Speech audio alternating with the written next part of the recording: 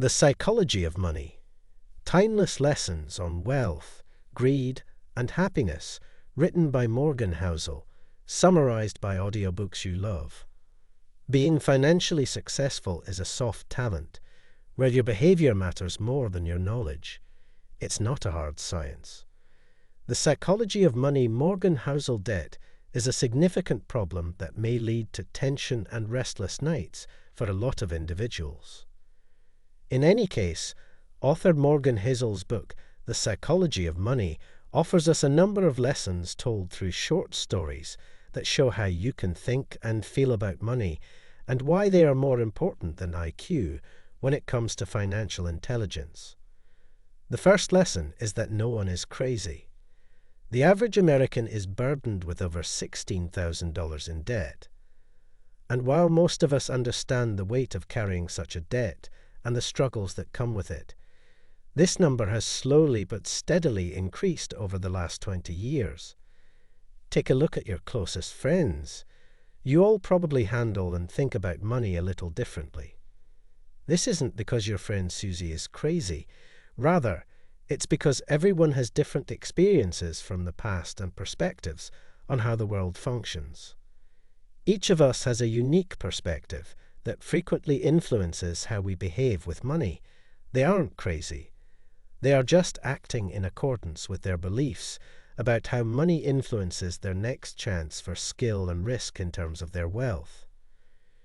Your ability to save, invest, and grow wealth is not directly related to your skills in your chosen profession, whether you are a doctor, lawyer, or even a janitor. This is because investing is influenced by luck just as much, if not more, than by skill, and as a result, there will always be risk involved. While good decisions can result in poor financial outcomes, poor decisions can result in great wealth. Research and intelligence can get you a long way, but you still need to consider the role that luck and risk play onto never enough. Each of us has a point at which more money will not make us happy. In fact, going beyond this point will result in regret. One of the most critical and challenging financial skills to master is determining your stopping point.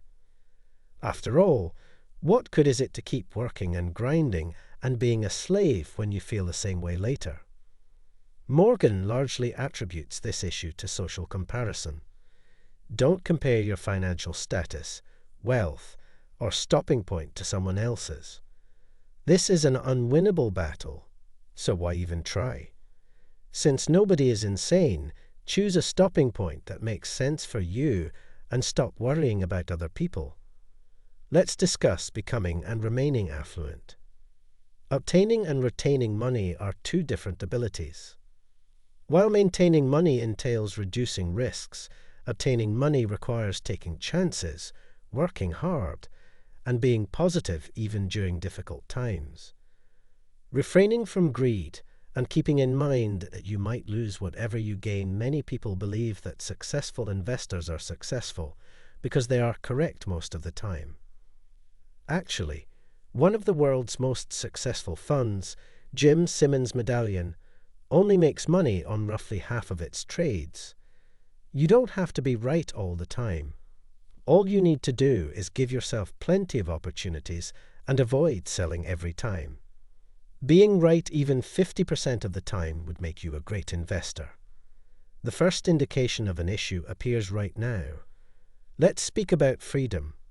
The greatest dividend that money can buy is the power to do what you want, when you want, with whoever you want, for whatever long you want. Our happiness is more impacted by our freedom to get out of bed and do anything we want during the day than by our income. The size of our home, the vehicles we own, or the notoriety we may have earned from outside sources, the potential of money to give you control over your time, and how you choose to spend it is its greatest inherent value, the guy in the automobile conundrum. The problem is that wealth doesn't bring you any of those things. For example, when you see a Ferrari driving down the street, you admire the car, not the driver. The pricey things that money can buy you don't bring the love, respect, or admiration that you desire. especially from those who we want it most. Now, wealth is what you don't see. Spending money to show off how much money you have is the quickest way to have less money. The reality is that wealth is not derived from worldly possessions. Rather, it is the things you don't see or acquire, such as expensive automobiles or jewelry. Wealth is derived from investments and money deposited in the bank. It is the capacity to purchase pricey items. But when this is not done, wealth is concealed. One of the most important aspects in creating wealth is the pace of saves, not income or investment returns.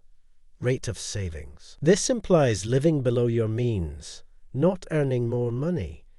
It means not spending money every night at a 5-star restaurant or renovating every month or so. It also means not purchasing that Ferrari that everyone else wants to admire. Saving money keeps you grounded and enables you to raise your investment rates, put money aside for life's unexpected expenses, and avoid living extravagantly and squandering your earnings on unnecessary items. Our favorite lesson is that you will alter. When you were 10 years old, you most likely aspired to be a professional baseball player, singer, or actress. However, as you got older, things changed, and long-term planning became challenging since we do mature and our desires change with age. This implies that you should stay away from extremes when it comes to financial planning. On the other hand, if you believe that you will be OK with a relatively modest retirement income, you may not have enough cash for the beachfront house or the cabin in the woods that you have grown to love. Working 80 to 100 hours a week in an attempt to save every dollar could make you regret all the things you missed during your years of saving for comfortable retirement. By planning for something in the middle, striking a balance between working hard and earning enough to invest in your future and enjoying life while it's happening, you're likely to save, earn, and invest in a way that will bring you the most long-term happiness. Lastly, nothing is free. You probably know and are willing to pay for things like your car loan, food, and vacations. But have you ever placed a value on investment returns? The cost of investing or saving may not be immediately obvious, but don't worry, it does exist. Keep in mind that financial success is a soft skill, one in which your behavior matters more than your knowledge, rather than a hard science. The psychology of money.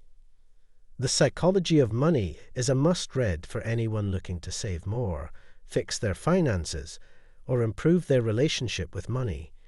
If you're still here, we're assuming you enjoyed our summary, so please hit the like button to support the channel, subscribe, and hit the bell icon to be notified whenever we release new book summaries. There are many books out there that discuss the how and why of finances, but very few address the underlying beliefs, thoughts, and attitudes that we have towards it.